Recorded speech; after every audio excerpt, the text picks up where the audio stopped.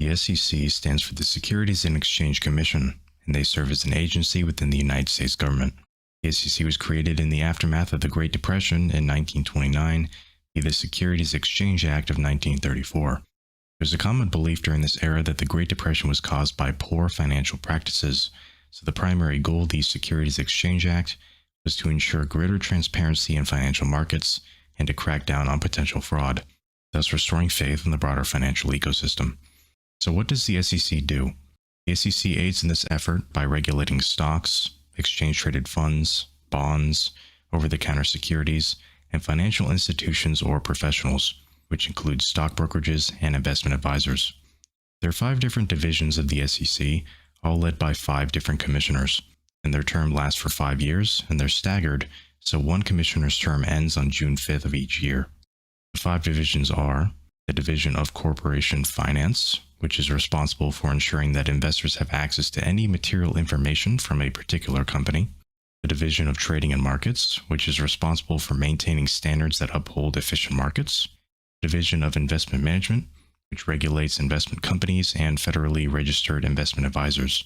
The Division of Economic and Risk Analysis, which supports the entirety of the SEC through economic and risk analysis. And the Division of Enforcement, which investigates possible violations of federal securities law or prosecutes the civil lawsuits the SEC has outstanding. Some of the areas of legal interest that the SEC covers are insider trading, to ensure that executives at a company privy to undisclosed information are not trading based on that information. Pump and dump schemes, where groups of investors buy and sell assets collectively to manipulate prices, that is a no-go. And various reporting requirements from public companies, which are disclosed in regular reporting intervals on the SEC's Electronic Data Gathering, Analysis, and Retrieval Database, which is known as EDGAR.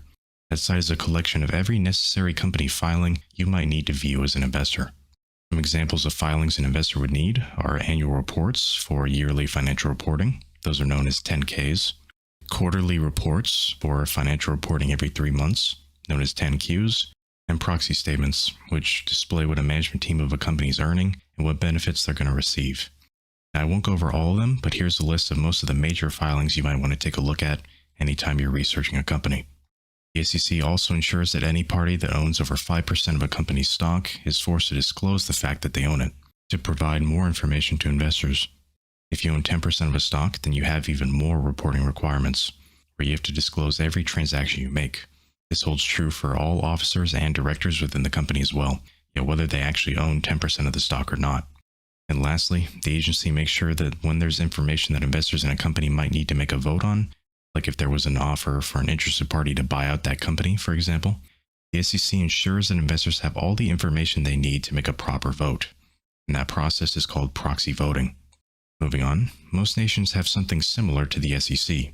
For example, Canada has the Canadian Securities Administration, or the CSA, and the United Kingdom has the Financial Conduct Authority, or FCA. While all of them will behave a little differently, the likelihood is that a first-world nation has a more advanced regulatory body and rules than developing nations would. It's clear that the SEC serves a crucial role in promoting transparency in corporate reporting and preventing fraud in U.S. financial markets. This video is a part of a larger video series on my channel about learning stock market basics.